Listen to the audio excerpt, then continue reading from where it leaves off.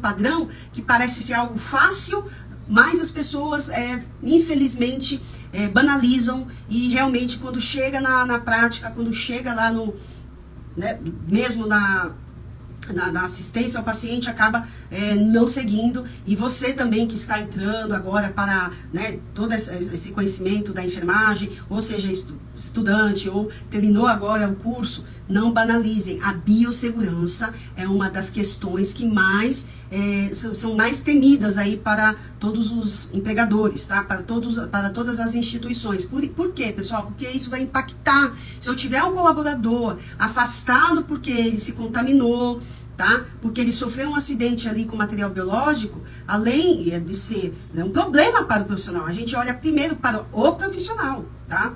E depois, lógico, os desfalques na equipe, para aquela situação de que você poderia estar protegido, mas naquele momento você não levou a sério. E a lei, a NR32, eles colocam muito bem claro que o empregador, é obrigatório o empregador disponibilizar os EPIs, como também, tá, o empregado de utilizar, mas nem sempre isso acontece. E eu posso dizer com riqueza de detalhes, porque eu faço visita em várias instituições que eu trabalhei. Não sempre é a mesma coisa. O óculos de proteção é um item da precaução padrão, que as pessoas não utilizam. Mas sabe quando vão se preocupar de verdade? Quando ocorre um evento, quando ocorre um acidente, quando respinga o sangue no olho. Tá? Isso é muito sério. Isso é muito sério. E você que está aqui do outro lado, pode ter certeza. Se você já passou por processo seletivo, se você trabalha, sabe que tem questões que são voltadas para a biossegurança, entende muito bem do que eu estou falando. E por que eu trago a precaução padrão? Logo no início da pandemia, muitas instituições, muitos profissionais ficaram abalados. Uma, que o vírus não era conhecido, a gente não tinha muito conhecimento do comportamento desse vírus no corpo, no organismo. E as pessoas chegavam até, no início, parecia um astronauta, né? Macacão, óculos, avental por cima do macacão, bota, enfim. Mas uma coisa ficou clara nesse momento. Muitos profissionais se contaminavam no momento da desparamentação. E pensando nisso, todas as fontes da Anvisa, Ministério da Saúde, OMS, olharam os serviços de controle de infecção, olharam muito para essa questão. Opa, por que estão se contaminando? Fizeram um levantamento rápido, porque a gente não tinha muito tempo, era muita coisa acontecendo. Era a pandemia entrando, paciente indo a óbito, não conhecimento do vírus, não conhecimento das medidas de precaução, a vacina ainda não tinha nem como saber da vacina. Então as pessoas começaram a ficar desesperadas e começaram a colocar. E lembra que quanto mais você coloca, mais difícil é retirar. Tá? Então, nesse momento, pensando nesse índice alto de contaminação dos profissionais da saúde, fizeram esse levantamento. O que observaram? O que perceberam? Que os profissionais estavam se contaminando justamente no momento da desparamentação. Tá? E o que nos faz, estou trazendo isso para você refletir um pouquinho, quando a gente fala de precaução, porque a precaução padrão, ela nunca deixou de existir. Precaução de contato, de gotículas, aerossóis, nós controladores de infecção, a gente costuma dizer assim, se você utilizar a precaução correta, você com certeza estará seguro. Mas claro que na pandemia, além de ter as precauções, sabendo que o vírus é por gotículas, né? A gente sabia que era máscara comum, mas na vigência de uma intubação orotraqueal, numa vigência de uma coleta de exame, RT-PCR, que enfim, deveria utilizar a máscara PFF2, que é a máscara N95, tá? Então, nesses casos, nesse momento utilizava, mas mesmo sabendo disso, nós acabamos, né, algumas unidades, apesar da fonte ser gotículas, a gente colocou a mais, não, vamos usar a N95 para todo mundo. Errado? Não.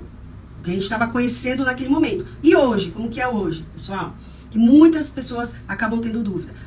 O Covid, o vírus, tá? Ele é transmitido por gotículas. Logo, sendo por gotículas, basta uma máscara como essa, máscara comum, tá? Máscara simples. Porém, eu preciso trocar mais vezes, tá? Não é para usar uma máscara só, então a literatura é de 3 em 3 horas, tá? E quando estiver úmida também, ok? Perfeito. Mas se esse paciente descompensa, precisa entubar, precisa coletar o RT-PCR, aí eu já preciso usar a N95, a PFF2, tá? Que é essa máscara aqui. Mas, como eu estou falando hoje de precaução padrão, Eu estou trazendo um pouquinho sobre a máscara, porque a máscara ela faz parte da precaução padrão, tá? Quando você tem risco de contrair alguma doença por transmissão aérea. Eu não sei ainda se é vírus, se é infecção por micobactéria, eu não sei. Porém, eu preciso usar. Então, a precaução padrão, qual a definição? É aquela que é utilizada independente de você está sabendo o que aquele paciente apresenta. Então, eu não sei se no exame dele vai dar algum resultado que é HIV ou hepatite C. Independente, eu não sei. É o primeiro contato que eu estou tendo ali com aquele paciente, tá? Então, é importante saber que na precaução padrão eu preciso utilizar o EPI de acordo com o risco. Por exemplo, eu tenho um paciente que precisa coletar um exame de sangue, tá? Ele precisa fazer uma coleta. Qual a precaução? Não vou responder, hein? Eu quero que você escreva aqui. Não importa se vai errar. Errando que se aprende. Todo mundo aprende também quando erra, tá? Isso é super importante. Eu já errei várias questões e depois eu tive que correr atrás para estudar, tá? No começo, no meio e durante a nossa trajetória, ninguém sabe tudo. Quando você falar que se alguém um dia disser que sabe tudo, então esse ser não precisa mais existir, não é verdade? Então, vamos pensar. Tem algo que eu sei, nem sempre eu sei, tá? Não é a minha especialidade em si. Algumas questões de oncologia, vamos lá, não é a minha especialidade, mas se eu tiver um desafio que me leve para essa área, eu vou correr atrás e com certeza eu vou estudar e ainda vou lecionar e dar aula, né? Então, a gente precisa sempre, tá? Entender. Eu não sei tudo, eu preciso conhecer, porque quando você conhece, aí sim você fica tranquilo, tá? Então, quando eu tenho lá uma punção para a coleta de um exame, o mínimo que eu tenho que ter aqui, escreve para mim, qual a precaução que eu tenho, tá? Enquanto você responde, eu vou colocar aqui, para facilitar a comunicação das unidades, tá? A própria Anvisa, ela sugeriu e deixou à disposição no seu próprio site placas identificando cada tipo de precaução. Então, há muitos anos atrás, há vários anos, existia apenas na porta uma placa escrito isolamento, ponto. A gente olhava, né? Meu Deus, isolamento, e agora? O que eu vou entrar lá? Vou colocar o quê, meu Deus? Luva, avental, óculos, o que eu vou colocar? Então, pensando nisso, se você precisa entrar no isolamento, antes de entrar, você precisa se paramentar, ok? Perfeito, preciso me paramentar. Então, gente, antes de entrar no quarto, existe uma placa. É para ter essa placa, é um outro problema. Existe a placa, mas o pessoal não coloca. Aí fica difícil, tá? Então, procure saber na instituição que você trabalha, ou se você não trabalha ainda, pegue essa informação, que é super importante. Existe uma plaquinha, tá? Depois, se for a vontade de vocês, eu coloco aqui vários desenhos de cada uma delas, com certeza, tá? Pede aqui pra mim, que eu coloco, disponibilizo aí no meu canal pra vocês, tá? Os modelos de plaquinha, tá? Pode me cobrar aí. Então, pessoal, essa placa, ela é de fácil visualização, para você saber qual EPI que você vai utilizar, tá bom? Então, ela já é uma colinha básica, tá? Super importante. Então, a precaução padrão é aquela que eu utilizo quando eu tenho risco à exposição e dependendo da exposição. Então, no exemplo que eu dei, umas pessoas colocaram aqui luva, óculos, perfeito. E uma outra colocou higienização das mãos, perfeitíssimo, tá? No mínimo, higienização das mãos, tá? Se a minha mão está aparentemente limpa, basta álcool gel